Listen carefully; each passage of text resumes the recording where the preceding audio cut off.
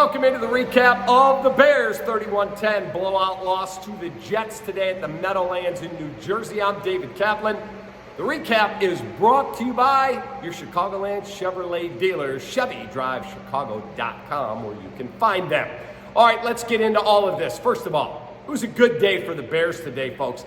Obviously not on the scoreboard. They're up to the second pick in the draft with the loss today. The only team ahead of them is Houston, who got drubbed down in Miami 30-15. The Bears are not catching Houston for the number one pick. They're just not, because they have the tiebreaker over Houston, having beaten the Texans earlier in the year at Soldier Field. So the Bears have a chance to finish with the second worst record.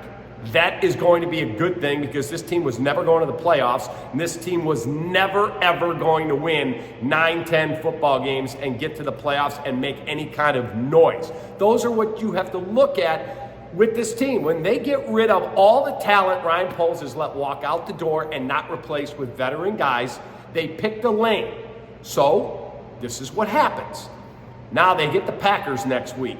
As a meatball fan, I want Justin to play, and I want him to beat the Green Bay Packers with his Bears having their best game of the season.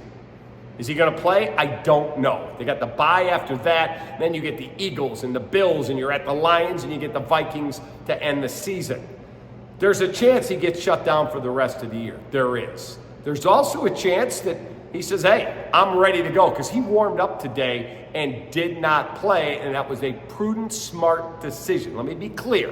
He warmed up. Being the tough guy he is, it wouldn't surprise me if we find out that he wanted to go and Matt Eberflus and Ryan Poles went, no, not happening.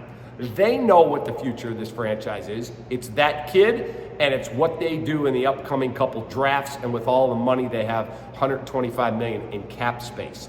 Trevor Siemian, though, got hurt in warm-ups, strained oblique. Nathan Peterman announced by the Bears as the starter. And then Trevor Siemian said, I got some medical attention.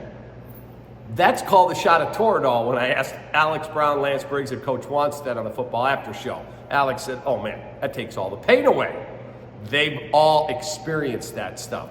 And so he came out and said, I can go. He got the start. He went the whole way. Trevor Siemian's numbers today, okay, 14 of 25 for $179, a touchdown, a pick. He was sacked twice. He ran it 4 times. David Montgomery, unless he's asking for an insane deal, get him signed, please. 14 carries for 79 yards for a 5.6 average, and he was targeted 4 times in the passing game. David Montgomery wants to be here. He's a solid football player. And again, if he's looking to break the bank, no thank you. But if he's willing to make a fair deal, you got nothing but money to spend on your salary cap, I would absolutely get a deal done with him. Claypool was targeted the most since he's been here in the trade. 5 targets, 2 catches, 51 yards to lead the Bears receivers. Montgomery 3 for 34, and then 3 for Kmet for 27. The problem was that you did not have a catch for Mooney, and he left with a lower leg injury, as did Eddie Jackson. So we'll wait for word on those. Those are a little bit concerning. For the Jets, they didn't play Zach Wilson. He didn't even dress. Mike White, a monster day, 22 of 28 for 315, 3 touchdowns, sacked once, and ran the ball 3 times for 2 yards. Bears lose. Keep it in perspective. Keep it in perspective. They lost. They're up to the number 2 pick. Stay right there. If you can beat the Packers, I don't think any of us will complain. Have a great night. Have a great week. Take that.